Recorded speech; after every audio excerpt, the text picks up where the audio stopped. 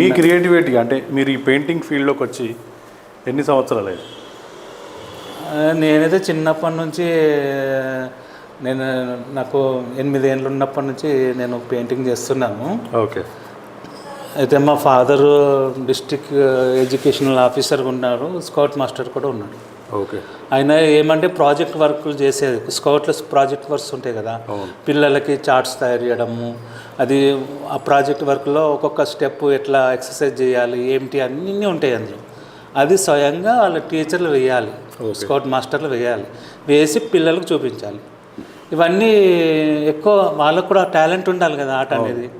అది నేను చూసేవాడిని, మా నాన్న చేస్తున్నప్పుడు నేను చూసేవాడిని. చూసి నాకు అనిపించింది, నాన్న నాకు నేను వేస్తాను, నాకు ఒక నమ్మకం వచ్చింది నేను చేస్తానని. నేను వేస్తానంటే మా నాన్న వద్దురా నువ్వు పాటు చేసేస్తావు మళ్ళీ నాకు చెడ్డ పేరు వస్తుందంటే నేనేం చేశానంటే రఫ్ బుక్ ఉంటుంది కదా, దాని మీద స్కెచ్ చేసి చూపించినాను. అదే దాన్ని వర్లీ ఆర్ట్ అంటారు దాన్ని.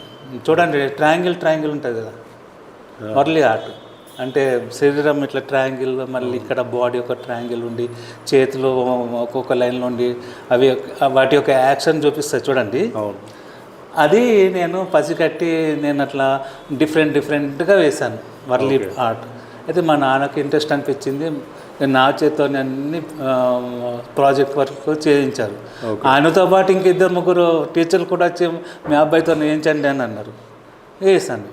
అయితే వాళ్ళు ఏం చేశారంటే ఇంత బాగా చేసినందుకు వాళ్ళు నాకు గిఫ్ట్ ఇవ్వడం మొదలుపెట్టింది. నాకు అట్లాంటి ఆశలు పుట్టుకొచ్చినాయి. గిఫ్ట్ ఇస్తే మొదట్లో తీసుకోలేదు. మా నాన్న అన్నారు, నువ్వు చేస్తున్నావు కాబట్టి నీకు గిఫ్ట్ ఇస్తున్నారు కదా తీసుకోవాలి, ఎందుకు తీసుకోవద్దు అంటే సరే అని ఇక నేను ఆ విధంగా నా ఆట అనేది కమర్షియల్ రూపంలో నేను ఒక 10 years ఉన్నప్పుడు నాకు స్టార్ట్ చేశాను. ఇప్పుడు మీ స్టడీ బ్యాక్గ్రౌండ్ అంటే నేను అయిన తర్వాత నేను మెల్లమెల్లగా గణేష్ బొమ్మలు వేయడము, తర్వాత ఇక యానిమల్స్, రకరకాలైన యానిమల్స్ ఆ పుస్తకాలు ఈ పుస్తకాలు చూసుకుంటూ చేశాను. ఎవరో కథను ఫిలిం స్టార్ది కావాలన్నారు. ఓకే. శోభన్ బాబు, కృష్ణ అవి కావాలన్నారు. నేను నాకు టైం లేదు, నేను ఇప్పుడు 10th class ఎగ్జామ్స్ ఉన్నాయి, చేస్తే మళ్ళీ నాకు డిస్టర్బ్ అవుతుంది అంటే నీకు మనీ బాగా ఇస్తాము మీరు చేయండి అన్నారు.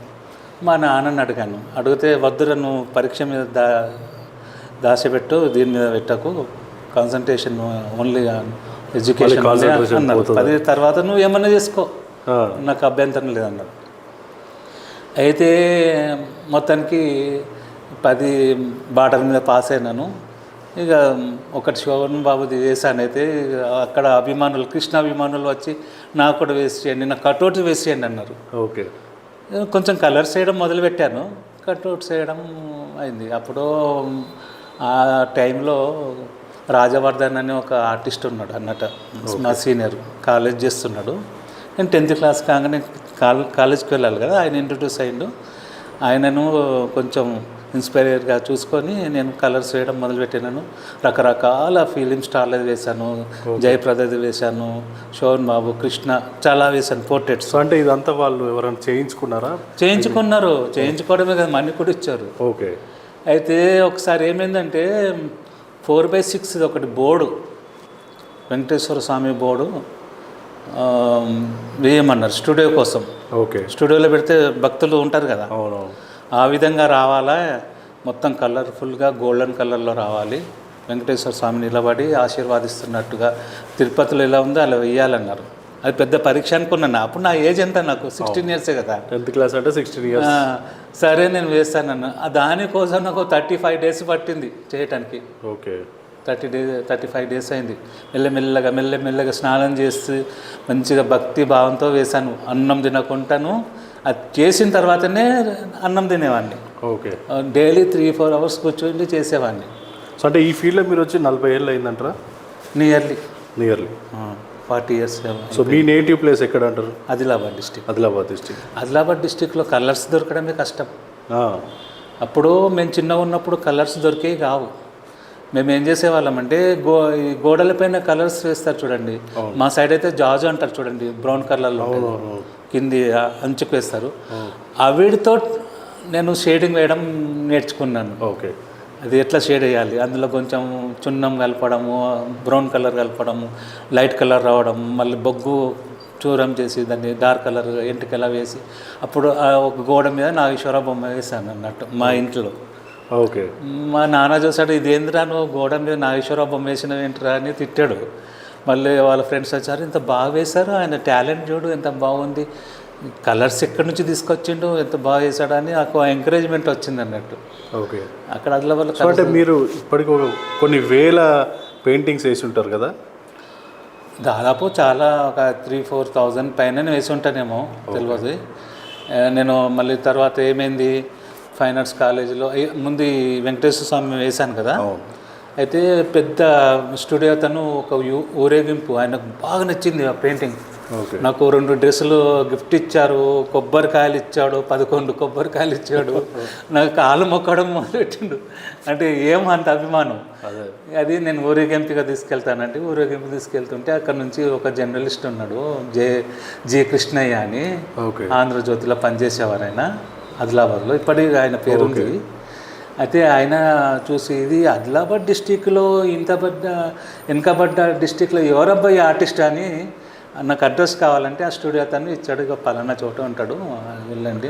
మీకు ఈ రకంగా చూస్తే ఎన్నో మెడల్స్ కూడా వచ్చి ఉంటాయి, సర్టిఫికేట్. నాకు ఇంట్రెస్ట్ లేదు, నేను పార్టిసిపేట్ చేయలేదు, నాకు అస్సలు ఇష్టం లేదు. అరే అసలు చాలా ఉన్నాయి, నేను అసలు చేయలేదు.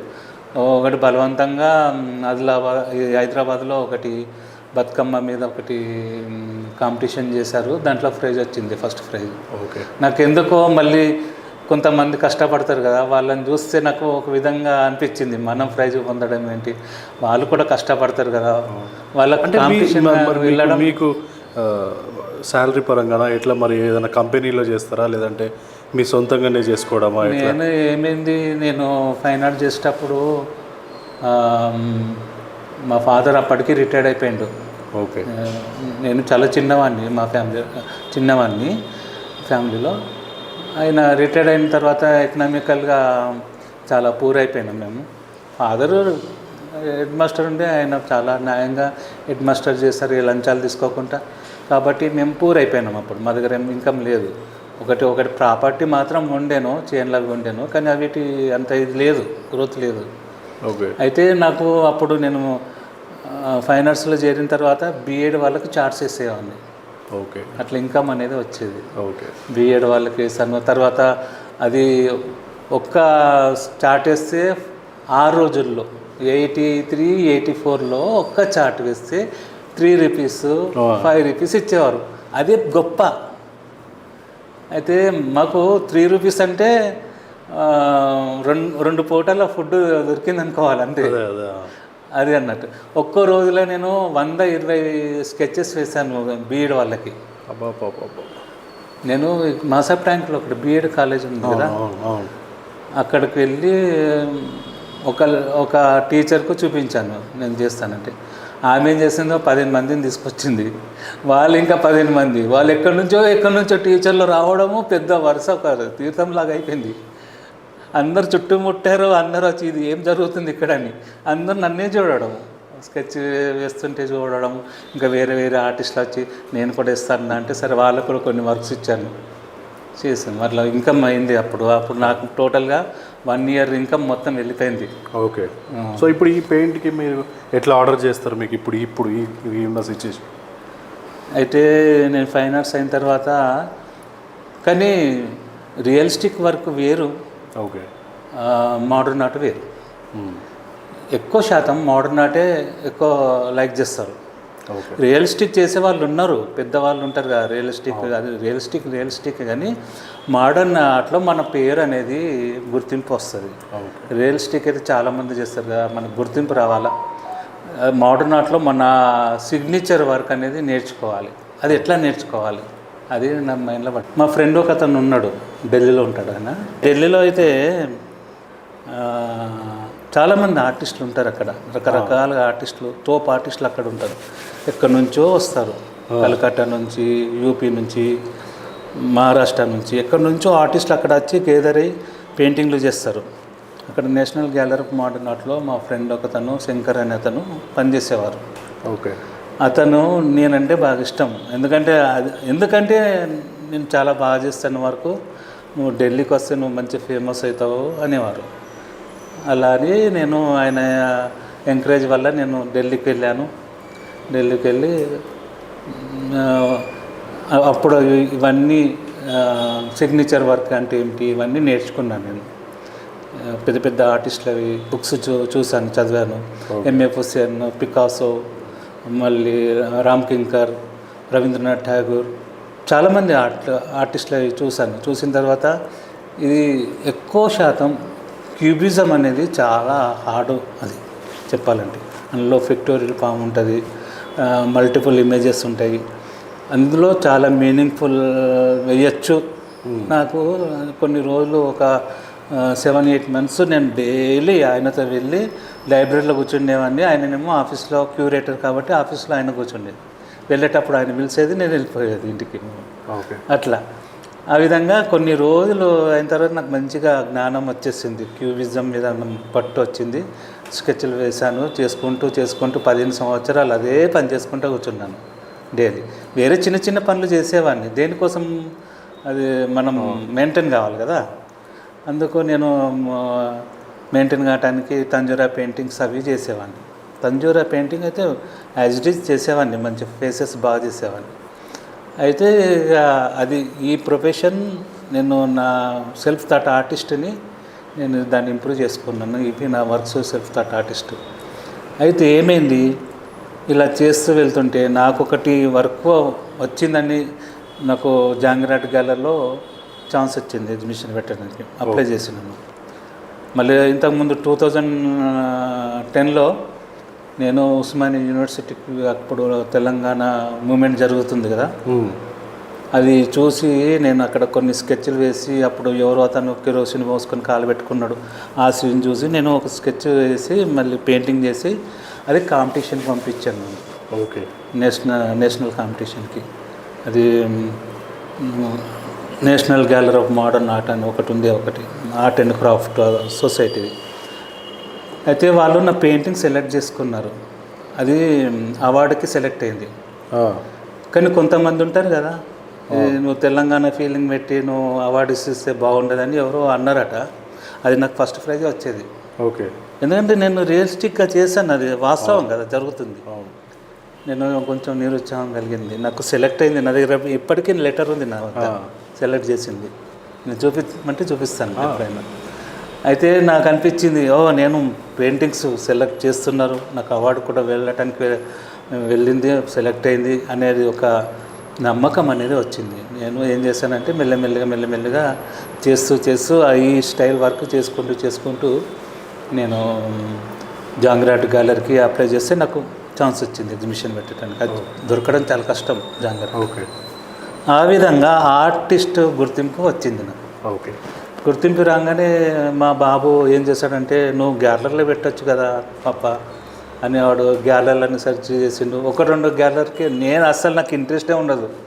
మా బాబు ఏం చేశాడంటే ఒక 5 పెయింటింగ్ తీసుకొని మోజోటాకు పంపిస్తే మోజోటా వాళ్ళు సెలెక్ట్ చేసుకున్నాను. నేను అనుకోలేదు ఇంత తొందరగా సెలెక్ట్ అవుతుందని.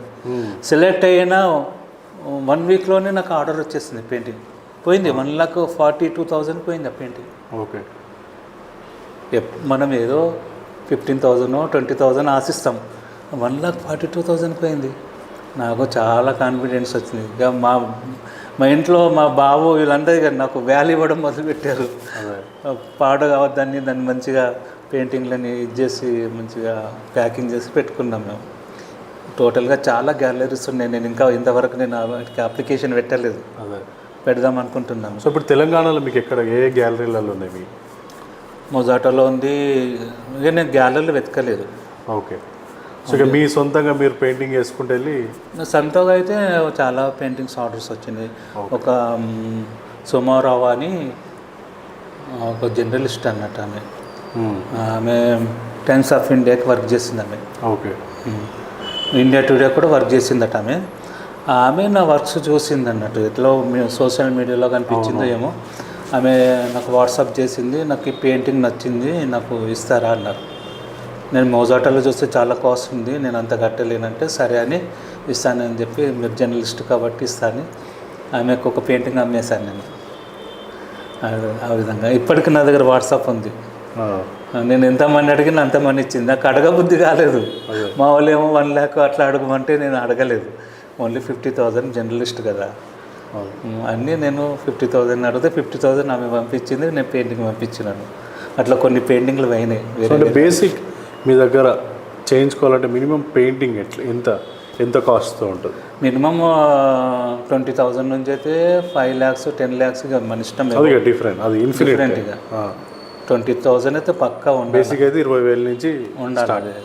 ఉంటేనే మనం చేయగలుగుతాం. అంటే మీరు చేసిన పనికి కష్టానికి ఇక మనం ఇంత కష్టపడి ఇంత ఎక్స్పీరియన్స్ ఉన్నాం, 20,000 సంపాదించలేకపోతే ఒక పెయింటింగ్కి ఏమో అసలు కదా. కరెక్ట్. మనం ఇంత సాక్రిఫైస్ చేస్తాం లైఫ్ మొత్తం. ఎందుకంటే మీ జాబ్ అది కాబట్టి. జాబ్ కదా. ఇప్పుడు అదే MBBS ఏదో డాక్టర్ అయితే ఎన్నో కోట్లు సంపాదించేవాడు. మేము ఇంత ఏజ్ అయిపోయింది చేసుకుంటూ వెళ్ళాం. అదే పని కదా, అదే వృత్తి, అదే మేము ఎంజాయ్ చేస్తాం. డాక్టర్లు చేయలేకపోతారేమో కానీ వాళ్ళు ఎట్లా అంటే వాళ్ళ ఆపరేషన్ సక్సెస్ అయితే వాళ్ళు ఎంజాయ్ చేస్తారు. వాళ్ళకు ఒక విధమైన ఇది వస్తుంది, పవర్ వస్తుంది. నేను చేశానని ఒకటి తృప్తి ఉంటుంది. కానీ పెయింటింగ్ 100% తృప్తి ఉంటుంది చేస్తే. అది దాని హ్యాపీనెస్సే వేరు పెయింటింగ్ది. అదే ఒక మత్తులాగా పెయింటింగ్ అంటే. సో మీ ఫ్యామిలీ విషయానికి వస్తే మీరు ఎంతమంది? 2 brothers 5 sisters, 4 sisters ఎల్డర్స్, ఒక సిస్టర్ చిన్నది అన్నట్టు. మీరంతా అందరూ ఇక్కడే హైదరాబాద్? లేదండి, వాళ్ళు ఆదిలాబాదు, ఒక ఆమె చెన్నై, ఒక ఆమె డిఫరెంట్ ప్లేస్లో ఉన్నారు. ఆ విధంగా అట్లా ఏం లేదు, మాకు ఒకటే ప్లేస్లో ఉండాలని లేదు. ఒక అబ్బాయి ఒక పాపనేమో US లో స్టడీ చేస్తుంది. ఆమెకు ఉంది ఆర్ట్ మీద కొంచెం టాలెంట్ ఉంది. ఆమె ఇంకా మొన్న ఒకటి వాళ్ళ కాలేజీలో నా పెయింటింగ్ చూపించి, డాడీని 4-5 పెయింటింగ్లు పంపించండి, మనం ఇక్కడ షో చేద్దామంటే నేను పంపించాను. అక్కడ షో కూడా జరిగింది US లో మా పాప వల్ల. కానీ నేనేమీ ప్రయత్నాలు చేయలేదు. నేను ప్రయత్నాలు చేయలేదు. కానీ నేను ఇంకా కొన్ని విషయాలు చెప్పలేము, కానీ అది బాగుండదు కదా అది. ఎందుకంటే చాలా అవకాశాలు వచ్చినాయి. జర్మనీ అతను మా ఇంటికి వచ్చి 3 పెయింటింగ్లు తీసుకుపోయిన. నా దగ్గర ఫొటోస్ ఉన్నాయి, కావాలంటే చూపిస్తాను. ఆయన గౌతమ్ బుద్ధుడు ఒకటి తీసుకున్నారు, నా స్టైల్లో ఉండేటి. ఒకటేమో మదర్ అండ్ చైల్డ్ పెయింటింగ్ తీసుకున్నాడు. ఒకటేమో మ్యూజిషియన్స్, ఒక లేడీస్, అది మనము నైట్లో ఏదైనా సెలబ్రేషన్ చేస్తారు కదా, అది ఒక పెయింటింగ్ ఉంది, అది తీసుకున్నాడు. ఆయన ఒక కెమెరా ఇచ్చాడు నాకు, ఒక 50,000 వాల్యూ ఉండే కెమెరా ఇచ్చాడు. మళ్ళీ తర్వాత 1,20,000 ఇచ్చాడు అన్నట్టు. ఆ డాలర్స్ రూపంలో, అదేమైంది నేను యూరో రూపంలో ఇస్తే నేను తీసుకున్నాను. అయితే ఆయన బ్యాంక్ వెళ్ళి మార్చేసి తీసుకొచ్చి ఇచ్చాడు అన్నట్టు. 1,20,000 3 పెయింటింగ్లు తీసుకున్నాడు. నాకు అదే గొప్ప అనుకున్నా అప్పట్లో. అదే 10 years అవుతుంది అది తీసుకొని. నియర్లీ 2014లో తీసుకున్నాడు ఆయన. చెప్పండి. ఈ పెయింటింగ్ కంప్లీట్ కావడానికి చాలా టైం పడుతుంది. మరి నేను పెన్సిల్తో స్కెచ్ వేయలేదు, మీరు చూసి ఉంటారు కదా. నేను డైరెక్ట్ పెయింట్తో వేస్తాను, ఆటోమేటిక్ ఇమేజెస్ వస్తాయి. విధంగా అవన్నీ ఇవన్నీ నేను ఓన్లీ స్కెచ్ చేయలేదు. మళ్ళీ నేను స్కెచ్ వేసిందే ఓన్లీ పేపర్ మీద వేస్తాను నేను.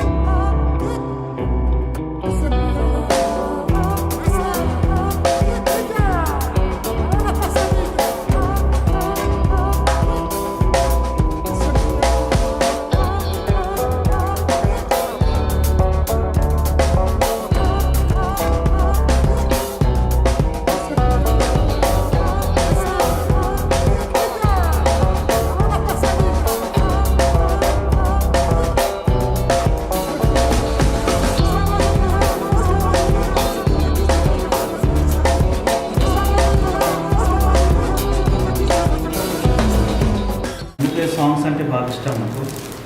అది వినడం వల్ల మనకు కొన్ని ఐడియాస్ వస్తాయి. అది మాట్లాడదాం కూడా. కేసీఆర్ ఫ్యాన్ కేసీఆర్ నేను అప్పుడు చేశాను కదా, బర్త్డే చేశాను. కొనేసిరా ఎట్లా? అది చేసాం. మా సొసైటీ వాళ్ళు పెట్టారన్నట్టు హైదరాబాద్ ఆర్టిస్ట్.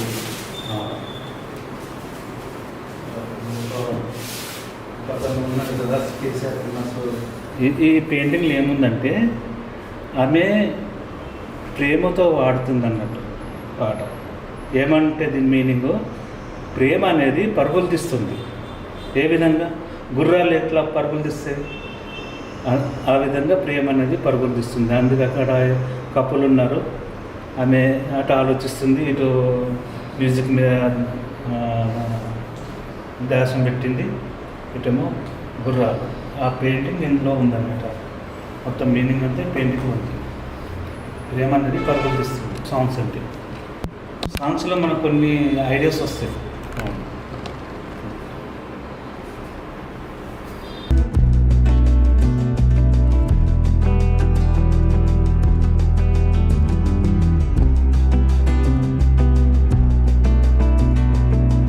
షాలిమర్ సినిమాలో ఉంది ఒక పాట చూడండి, అంబే వఫా అని పాట ఉంది చూడండి. అవునవునవును. ఆ పాటలో బ్యాక్గ్రౌండ్ మ్యూజిక్ ఉంటుంది, మొత్తం ట్రైబల్స్కి సంబంధించింది, డ్యాన్స్ చేస్తూ ఉంటారు. అది నాకు బాగా నచ్చింది ఆ సీన్ అనేది. అది దాన్ని బట్టి డ్యాన్స్ యొక్క స్టెప్స్ ఇందులో ఉంది అన్నట్టు. నేనేం చేశానంటే ఆదిలాబాద్ కల్చర్ చూపించినాను. అదే మాది ఆదిలాబాద్.